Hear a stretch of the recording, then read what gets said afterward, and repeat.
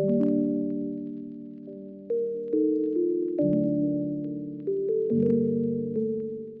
my name is Tanya. I was born and raised in Odessa, and all my life I lived in Odessa. Now we are living in suburb of Fredericton. So Fredericton is the capital of New Brunswick province. We live in a village. It calls in Maryland very kind village. It's not a village like in Ukraine, you know, it's like a small city, but without the apartments, just own houses. Our village is located in the middle of the forest. It's very fun because in November we got a black bear in our backyard, some wild cats, the squirrels like our neighbors, raccoons, and we're from the big city in Ukraine, and there we saw only cats and dogs. So it's a very nice experience for us.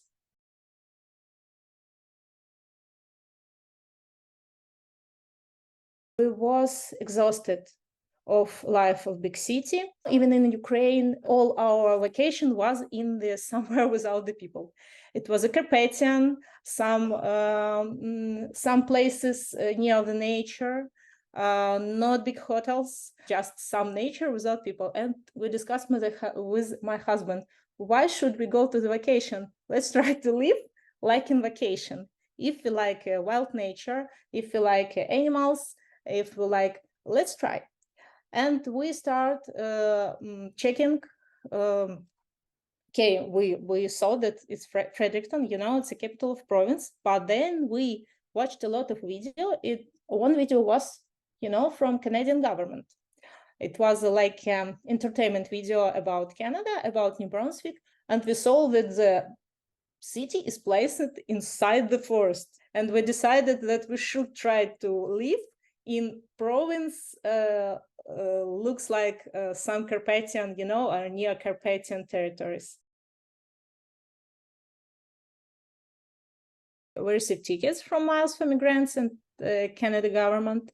Then when we came to Canada, we received one-time financial support that the federal government shared to all Canadians.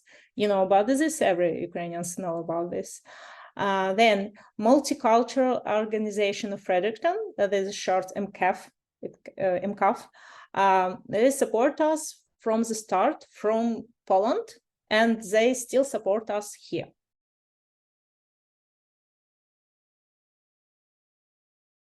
We have very good community members. They help each other with moving, you know, here in Canada, when you change your rent apartment, you should move with a big car or few cars. Help each other with some things, furniture, useful information. We have a active cultural life, Ukrainian here. We had a festival, multicultural festival. We had a Ukrainian Easterns here. So it's a very active, interesting life.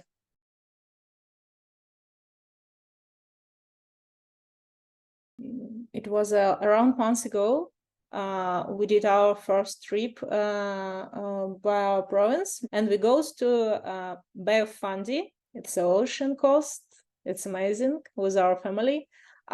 It was an Irving Nature Park, and it was a real rest for us. Maybe first time. Yes, sure, we are resting on weekends at home with family, but it was like a part of life before the war. When you go to the beach with the kids without any problems, and you're spending time in water, and our kids were so happy. Our son played with water until he became blue. Yes, and the people around, they're so smiley because he don't hide his emotions. He's 5 years old, he's autistic, and his emotions is usually expressed more than other kids. When he's crying, everyone will cry with him. And with he is smiling, everyone is smiling with him. And everyone asks, where are you from? What's your name, buddy? And I told his name is Misha. He doesn't speak. He's autistic. Okay, no problem. Autistic. Okay, no, my friend. Oh, my friend on work, on my buddy, on my neighbor. Everyone knows about autistic. Everyone is polite with such kids. It's very, very, very important for us, because in Ukraine he was not a part of society. Here he's part of society, and he have friends in school, and he got a lot of gifts on Christmas in his Canadian school. It was so sweet. Maybe before war, we planned to buy our house in Ukraine, and we have plans for next 5-10 years. And here we start from the scratch, but here we saw so much support from people, from government, from organizations, from everyone. And we saw so much progress for rehabilitation for our autistic son. We saw that our daughter, she is in 10th grade. She got a lot of friends. She now she is not so much stressed like was in last year in Ukraine. And before it was 2 years COVID without any school, it was distance education, then war. And for teenager, it's very hard to stay at home for whole time with some restrictions. And here I saw that my kids they're happy. Sure, they're happy. We're happy because they're happy. We understand that we will stay in Canada. We plan to obtain the permanent residence. That's the first goal for sure.